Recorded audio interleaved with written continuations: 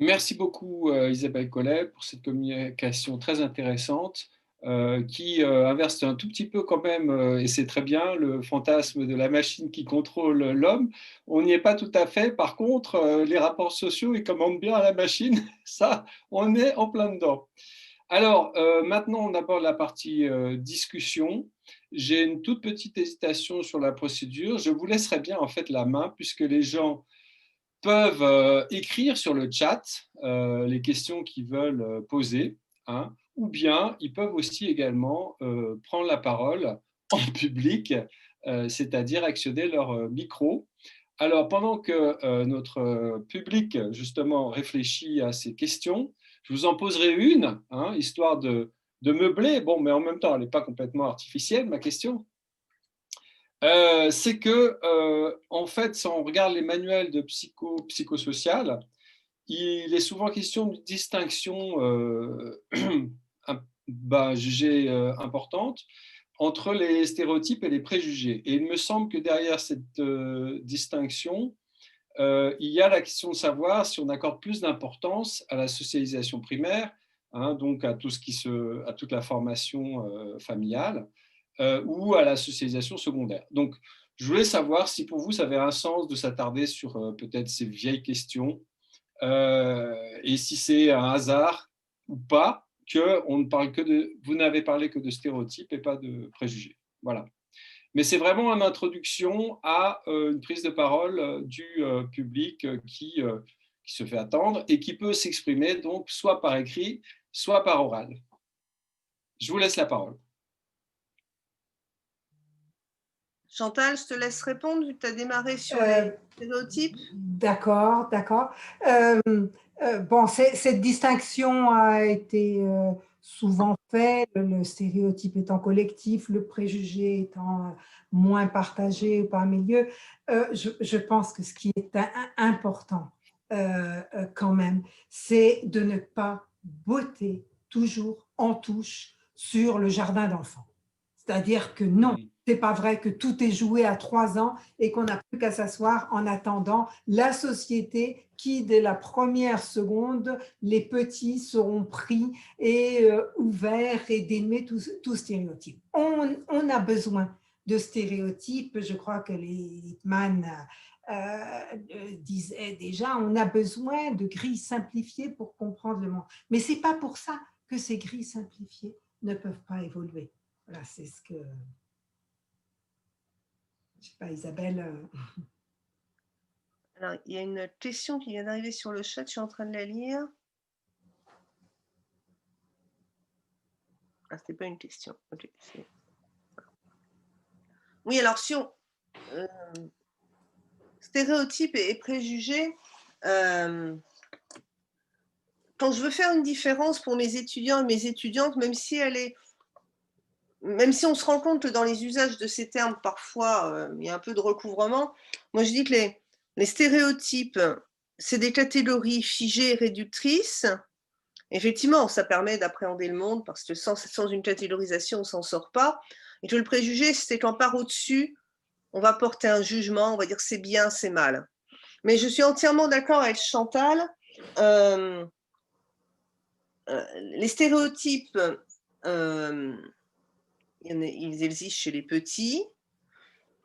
Ils changent, ils bougent, les petits ont des motivations pour les mettre en œuvre ou ne pas les mettre en œuvre. Les grands ont des motivations pour les mettre en œuvre et les mettre en œuvre, ou ne pas les mettre en œuvre. Chez les petits, on s'aperçoit qu'à un moment, c'est très important pour eux de montrer qu'ils ont bien appris la leçon du genre et qu'ils savent très très bien ce que c'est qu'un garçon ou une fille. Pour certains, c'est très important, pour d'autres, ça l'est moins. Plus grands aussi, on va les invoquer ou ne pas les invoquer. Pour moi, le souci des stéréotypes, c'est que parfois, effectivement, on les utilise comme prétexte. Ils sont inconscients, ils sont involontaires, on en a tous. Et donc, tout le monde est responsable de leur diffusion. Ah oui, c'est vrai, on en a tous et tout le monde est responsable de leur diffusion. On est d'accord. Mais en fait, la question, elle n'est pas vraiment là. Actuellement, si on me dit de penser une personne scientifique, j'avoue, la première personne que j'évoque qui a gros à parier que ce soit Einstein. C'est un stéréotype. Et alors, je ne suis pas obligée de m'arrêter là, je peux passer à la deuxième personne que j'ai envie d'évoquer. C'est-à-dire, effectivement, les stéréotypes, on n'y peut rien, on en a besoin, on a été élevé avec, c'est des images mentales qui jaillissent dans notre tête, mais on n'est pas obligé de s'arrêter là, on peut passer à la pensée numéro 2, celle qu'on a réfléchie et celle qu'on a envie de mettre en œuvre.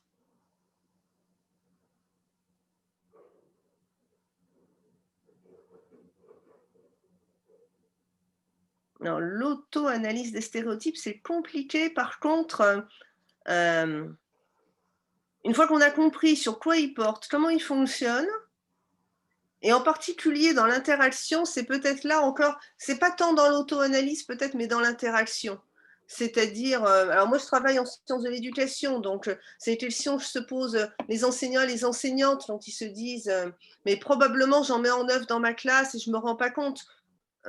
Invitez-vous mutuellement, observez-vous, et puis si vous, dans le feu de l'action, vous ne rendez pas compte, peut-être que la personne qui vous observe, votre collègue, sera capable de vous dire: «Ah, là, je sais pas, peut-être j'ai eu le sentiment que tu allais un peu vite en besogne, tu faisais des raccourcis par groupe», enfin ce genre de choses.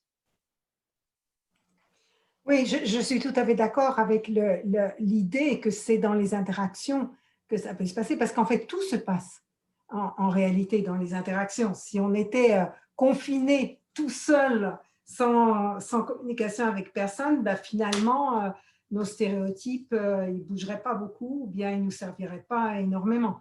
Ils s'appauvriraient. Mais c'est à chaque fois dans les interactions sociales que c'est réactivé. Moi, je crois que j'ai été frappée. On a des cours depuis quelques années sur le genre dans la technologie dans nos écoles. Eh bien, il y a toujours, quand on fait les évaluations, des élèves, c'est principalement des garçons, pas que, mais principalement, qui vont écrire dans l'évaluation: je ne me rendais pas compte à quel point moi-même j'entretenais ces stéréotypes de la masculinité de la technologie. Oui, nous avons une question de la part de Madame Colin-Briquet. Allez-y, allumez le micro. Oui. Parfait, merci beaucoup. Oui, j'ai une question pour Chantal Morlet.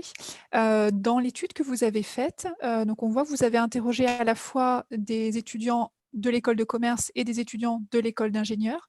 Est-ce que vous avez noté des différences dans leurs réponses par rapport à ces stéréotypes? Est-ce qu'ils ont des réactions différentes? Merci. Oui, très bien. Je me réjouis d'ailleurs de vous entendre. J'ai lu aussi votre article sur les violences dans les écoles d'ingénieurs. Eh bien non. Eh bien non. Il n'y a pas de différence. Il n'y a pas de différence. Les managers, où c'est un milieu plus mixte, vont pouvoir avoir des affirmations comme quoi, par exemple, dans leur projet d'entrepreneuriat, forcément que les postes techniques du genre directeur technique, puisqu'ils doivent constituer une société qui peut-être va incuber, donc se répartir les postes, forcément, ça doit être un homme, puisque c'est toujours un homme qui est directeur technique, donc on ne remet pas ça en question, y compris, et on avait avec Isabelle, dans une étude antérieure, aussi fait observer comment fonctionnaient les groupes, y compris quand la seule femme du groupe est une ingénieure et que tous les autres sont des managers. On va quand même considérer. Donc non, on n'a pas vraiment, on ne peut pas dire qu'il y ait plus de stéréotypes ou moins de stéréotypes. On pourrait penser par ailleurs que d'un autre côté, que les ingénieurs, parce qu'ils fréquentent dans les TP, les travaux des camarades femmes, on pourrait penser qu'ils voient clairement que non, il n'y a pas forcément besoin d'être un homme. Eh bien, non, ils veulent bien, là, les mécanismes de sous-typage fonctionnent bien, ils veulent bien reconnaître qu'il y a des filles qui sont très, très fortes, mais globalement, toutes les filles que je connais, par exemple, certains disent, toutes mes amies, eh bien, ne sont pas très attirées par la technique. Donc, non, c'est...